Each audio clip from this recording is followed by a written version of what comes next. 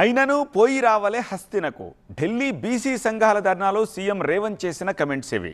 తమ డిమాండ్లకు బీజేపీ దిగి రాకపోతే వారే దిగిపోయే పరిస్థితి వస్తుంది అన్నారు తెలంగాణ సీఎం. అయితే రాష్ట్రంలో సమస్యల నుంచి దృష్టి మరల్చేందుకే రేవంత్ ఢిల్లీ బాట పట్టారని కౌంటర్ ఇచ్చింది బీజేపీ.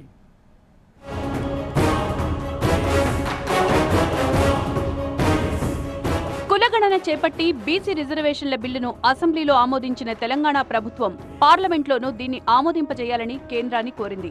ఇదే డిమాండ్తో ఢిల్లీలో బీసీ సంఘాలు నిర్వహించిన ధర్నాలో సీఎం రేవంత్, మంత్రులు, ఎమ్మెల్యేలు, ఇతర నేతలు పాల్గొన్నారు.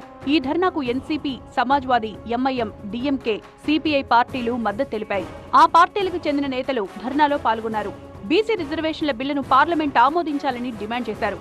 తాను కూడా బీసీనే అని చెప్పుకునే ప్రధాని మోదీ బీసీ రిజర్వేషన్ల బిల్లు పట్ల సానుకూలంగా వ్యవహరించాలని కోరారు.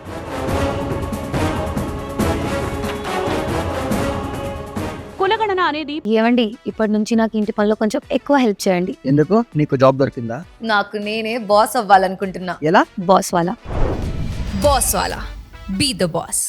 పార్టీ విధానపరమైన నిర్ణయమన్నారు సీఎం రేవంత్. తెలంగాణలో కులగణన చేసి బీసీల లెక్క 56.36% అని తేల్చిందని, గుజరాత్ సహా దేశంలో ఏ రాష్ట్రంలోనూ కులగణన చేయలేదని రేవంత్ అన్నారు. రిజర్వేషన్ల పెంపు కేంద్ర ప్రభుత్వ పరిధిలో ఉన్న అంశమని, అందుకే మేము తీర్మానం చేసి కేంద్రానికి పంపించామని చెప్పారు.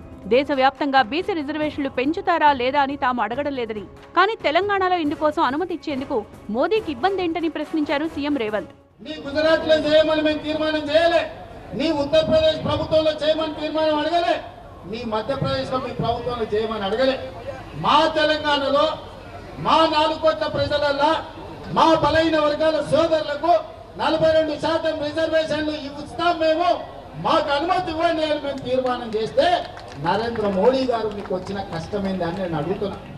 బీసీ రిజర్వేషన్లపై తాము పెట్టిన తీర్మానాన్ని బీజేపీ నేతలు పట్టించుకోవడం లేదని, అందుకే ఢిల్లీలో బీసీ మహాధర్నా చేపట్టాల్సిన పరిస్థితి బీసీ సంఘాలకు ఏర్పడిందని రేవంత్ అన్నారు. ఇకపై దీనికోసం తాము ఢిల్లీకి రాబోమని, వాళ్లే గల్లీలోకి రావాలి అన్నారు. బీసీల డిమాండ్లకు బీజేపీ దిగి రాకపోతే వాళ్లే దిగిపోవాల్సిన పరిస్థితులు వస్తాయన్నారు. ఇందుకోసం బీసీలు ధర్మయుద్ధం చేయాలన్నారు.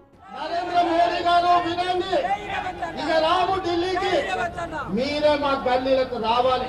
మా ధర్మమైన కోరిక కోసం ఈ రోజు ఇక్కడికి వచ్చినాం. సంధిలో భాగంగానే మీ దగ్గరకు వచ్చి మీ విజ్ఞప్తి చేసినాం. మా తెలంగాణ రాష్ట్రంలో మాకు అనుమతి ఇచ్చండి, మా బలైన వర్గాలకు 42% రిజర్వేషన్లు మేము ఇచ్చుకుంటామని మేము అడుగుతున్నాం. ఇక మళ్ళీ విజ్ఞప్తులు తీసుకొని మళ్ళీ హస్తినకు రాం, మీరు ఎట్లా గల్లీలకు వస్తారో చూస్తాం. అయితే సీఎం రేవంత్ వ్యాఖ్యలకు బీజేపీ కౌంటర్ ఇచ్చింది. తెలంగాణలోని సమస్యల నుంచి దృష్టి మరల్చేందుకే రేవంత్ ఢిల్లీ బాట పట్టారని ఆరోపించారు ఆ పార్టీ శాసనసభాపక్ష నేత మహేశ్వర్ రెడ్డి. ముస్లింలను బీసీల్లో చేర్చడం రాజ్యాంగ విరుద్ధమన్నారు. బీసీలకు ముందుగా రాష్ట్ర కేబినెట్ లో 42% రిజర్వేషన్లు అమలు చేయాలి అన్నారు. రేవంత్ రెడ్డి గారికి ఇలాంటి డ్రామాలు చేయడం కొత్త కాదు.